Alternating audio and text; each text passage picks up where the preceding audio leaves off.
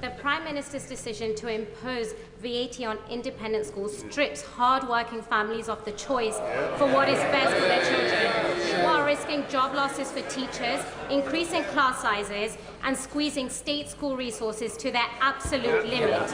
With these impending threats, what actions is the Prime Minister taking to mitigate these effects if he is not undertaking an impact assessment to understand them?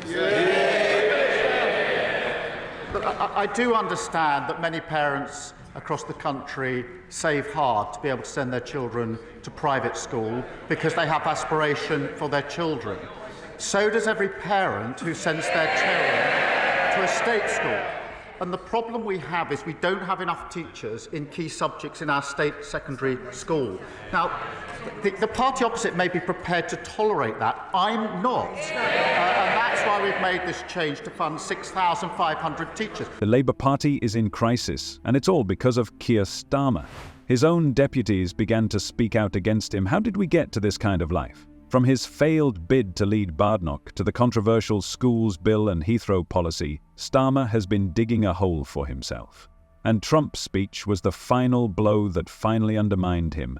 We will tell you exactly how the Labour leader became their main obstacle. Let's look at this bill on schools that Starmer proposed. You would think that a person trying to win back voters would offer something more or less reasonable, wouldn't you? But you're wrong. This bill is such a failure that even Labour MPs are perplexed and wonder what their leader is doing. What is the essence of this bill? I was a scholarship boy at my school and very proud of it. And I have to ask, what kind of a politician is it that sets out to make it more difficult for schools to offer exactly the kind of scholarships and bursaries that gave him such a crucial leg up in life? And the answer, of course, is Keir Starmer and the opportunity-destroying, aspiration-hating Labour Party. Read about it in my column in the Daily Mail. This is a messy mix of ideas that can seriously harm our educational system. Starmer wants to get rid of academies, the very schools that have improved the situation in England. The bill is full of all kinds of nonsense. Breakfast clubs, uniform rules, and security measures probably already exist somewhere. It seems that they are trying to distract us from real problems by waving a bunch of brilliant innovations in front of us. But it's now imagine that you are the principal of a local school. You have an excellent math specialist from the technical field who wants to teach. But alas, this bill says that you cannot hire him because he has not completed the standard training. That's how new talents are lost in our schools. This bill may even freeze their salaries. Starmer talks about breakfast clubs and safety measures as if they were groundbreaking ideas, but we see right through it. They are laughing the same way they all laughed during the budget when they talked about raising NI. They have no idea what people out there are dealing with. And that is why yesterday we voted against his damaging jobs tax. Even former supporters, Chef Tom Kerridge, who endorsed Labour at the election, said that the budget was catastrophic. He built a real business employing young people, unlike his cabinet of trade union stooges, CV embellishers, and an actual fraudster. None of them have ever run a business. Why, when he listened to business, who are saying his budget is... It seems that Starmer cares more about pleasing the unions than about improving education for our children. But here's what's really interesting. This bill has caused a real storm among Labour MPs. They are not just quietly unhappy in the corridors of Westminster. They are genuinely outraged. And can you blame them for that? This bill undermines everything that the Labour Party used to fight for in the field of education. It's as if Starmer took the principles of his party and threw them in the trash. Some MPs from the Labour Party even claim that this bill is more aimed at pleasing trade unions than at helping children or improving schools. And you know what? I think they're right. It seems that Starmer is playing politics, endangering the future of our children. And let's not forget about Cami Badenoch. When it comes to this bill, she's not going to defend it. She called it an act of vandalism. This is a pretty harsh statement, but when you look at what this bill can do to our education system, it's hard to disagree with it. It looks like Starmer hasn't finished destroying the system yet. Remember when the Labour Party really cared about the planet? Starmer supported the construction of a third runway at Heathrow, and the same party that used to oppose climate change now supports increasing CO2 emissions into the atmosphere. Do you think it's acting within international law? I think it's unwise for politicians to stand on stages like this or to sit in television studios and pronounce day by day which acts may or may not be in accordance with international law. I think it's not the role of politicians. Is Vladimir Putin a war criminal? Yes. Yes. What I've seen already amounts to war crimes, particularly the awful attacks on civilians.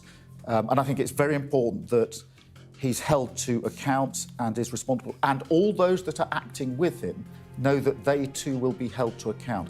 And this is something which we need to make clear now, so that those who are involved at the moment know what the consequences are. This completely changes their previous position.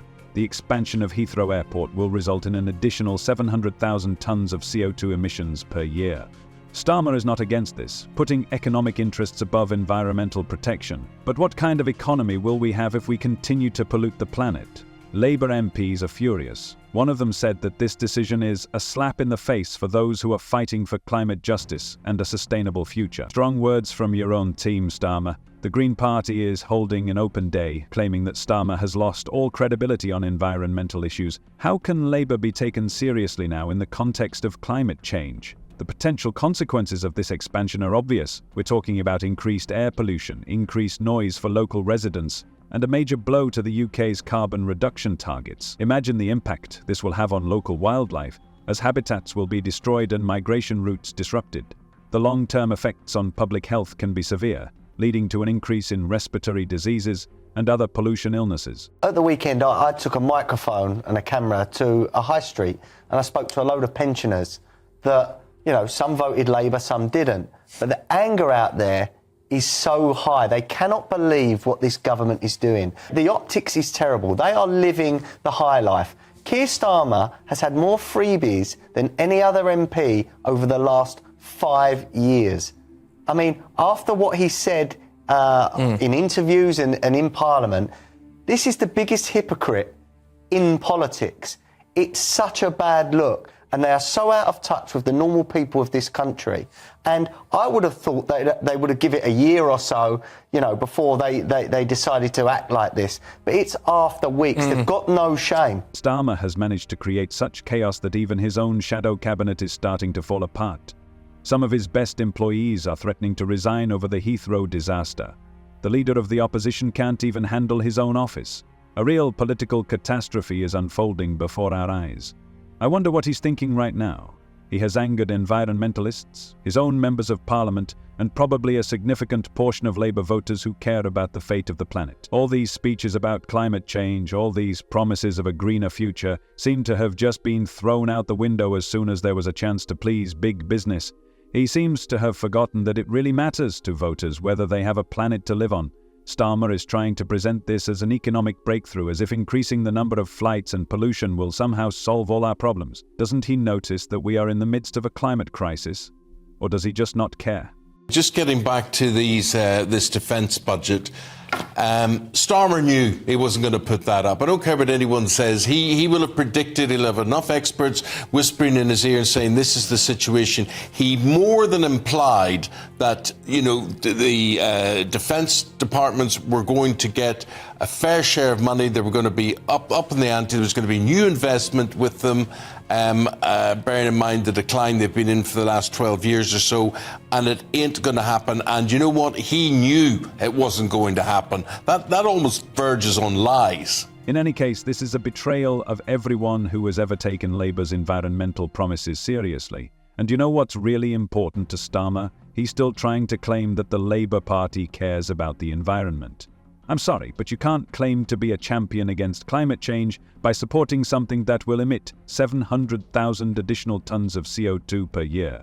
It's just not possible. Keir Starmer's latest outburst in response to Prime Minister's questions left everyone in shock. It looks like he's woken up and decided to unleash his inner Donald Trump. I'm not kidding, he was really trying to imitate Trump's style of speech, and it looked as clumsy as it sounds. Starmer didn't shout "Make Britain Great Again," but he certainly tried his best. He started throwing around phrases like, "Let's take back control," and "the system is set against the people." Does that sound familiar? It's like he's trying to be Trump with a British accent. The reaction was simply priceless. The Labour supporters cringed, the Tories laughed, and everyone else was just confused.